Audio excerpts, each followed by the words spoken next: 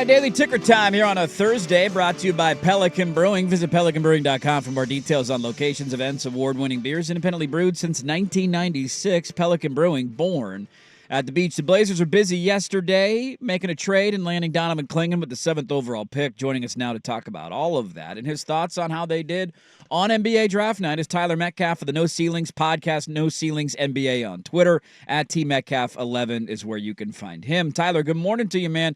Thanks for the time in Portland. You know, a lot of these mocks kept having Clingan potentially fall to 7 with like the disclaimer of, I don't think he'll be there, and Portland would be thrilled if he gets there. I imagine that they were thrilled. What was your take of them taking the UConn big man with the 7th overall pick? I loved it. You kind of mentioned the mocks, and we were kind of guilty of that too, where it's like, all right, is he going to go 1? And if not 1, then could he possibly be there at 7? And it always felt like a reach because of how talented and how much upside there still is with him, where hey, if he starts to fall, someone's surely got to trade up for him. But this really did feel like one of the best case scenarios for the with him falling 2-7 for them.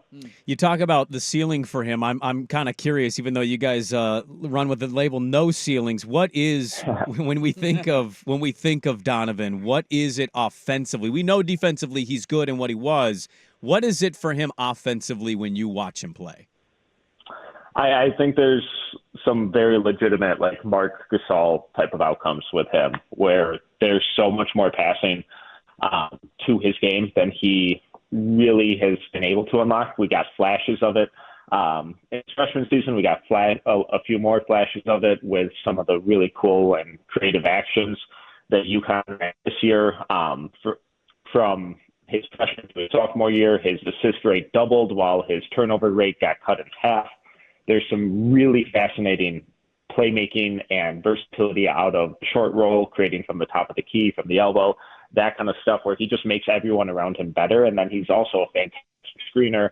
And every scout and exec that I had asked about this, they all think he's going to shoot it in some form or fashion, not necessarily at like a Kristaps Porzingis, like Karl Anthony Towns prolific rate, but enough where he can, hit a trail 3 or pick and pop type of stuff. It's a couple of games that kind of forces the defense to respect it a little more. Interesting. I think that's music to the ears of Blazer fans, especially opening up the paint a little bit for Scoot. Mm-hmm. You mentioned the offensive upside and the defensive prowess that we know he brings. What are the big question marks? Is it injuries? Is it, the minutes he played at UConn? If you're circling like, hey, this is a concern or that's a concern, what is it about Clingan that makes you wonder about his fit in the NBA? Yeah, health is definitely the first big one. It's always a little concerning when 7'2", 280-pound guys have multiple foot injuries in the same season. Apparently, they were unrelated and just unfortunate kind of fluke things early in the season. And we saw that once he got healthy and really hit the ground running as the season progressed, there weren't any issues. And he lost a ton of weight, really transformed his body going back to high school, where as a freshman, he really leaned down. And then his sophomore year, he got substantially stronger. With how available all of the medicals and stuff were for teams this year, I really start to become a lot less worried about potential health issues, because if there was something really glaring or really concerning with him, it would have come out in some form, and I don't think he necessarily would have been there would have been the 7th overall pick, let alone being in conversation for the 1st overall pick. So it's the big thing at this point is just conditioning and how many minutes can he play. I think with Portland, it's really kind of easy to ease him into that and not overstress his body, because he's probably going to be the backup center while Ayton continues to start. So that alone kind of limits the workload and allows him to ease into the NBA context and workload a little more comfortably. Why do you think Dalton Knecht fell all the way to the Lakers? I don't. There were some stunning things I think that happened yesterday. I audibly gasped when I saw Detroit took Ron Holland at 5. I think he was 50-1 on Vegas Sports at 5. Why did Dalton Knecht fall all the way to 17 to the Lakers? No clue. Honestly, no clue. It makes zero sense. You mentioned the Pistons at 5, and it's like, all right, this might be a little bit of a reach, but it makes sense. He fills everything that they need. And basically from 5 on is like, oh, surely this could be Knecht. Surely this could be. And we just kind of kept going. And the Lakers got incredibly lucky. Yes, he's older. Yes, the defense isn't there. But this was arguably the best scorer in the entire country who regularly dropped 30-plus points a game again in SEC competition. He was everything for that Tennessee offense. If you took him off that Tennessee team, they might have had one of the worst offenses in the country.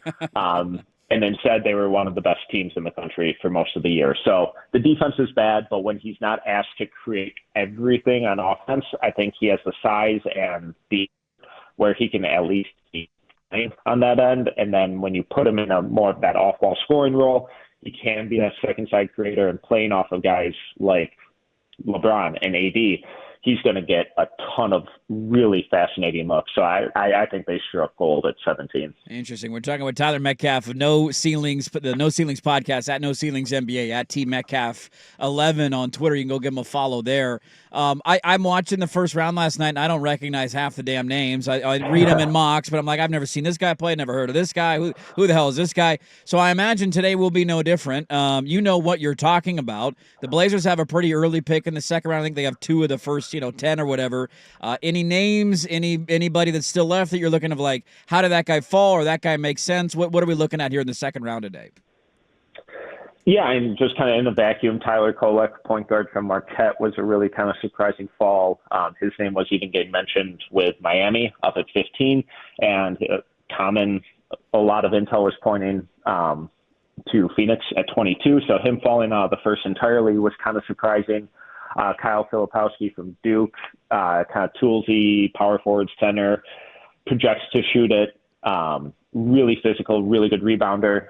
Another name kind of surprising that he fell out. And then Johnny Furphy from Kansas is a really fascinating kind of long-term play, ton of upside, 6'9" wing, had an incredible shooting month in January and February, and just kind of took over that Kansas offense. Once Kevin McCullough got hurt, Furphy became like the only perimeter scoring option, so defenses loaded up on him, and the numbers kind of fell off. So his rebounding, the shooting upside, the physical tools, he's really, really exciting going forward. Might take some time, needs to get a lot stronger, but I think he's one of the better kind of long-term plays and home run swings in the early second round.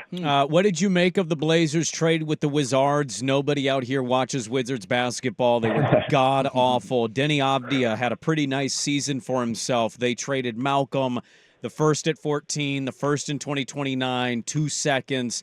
What is your observations of Deni Avdija, the player, and what he's been so far in his career? What did you think of the trade when you saw it come through?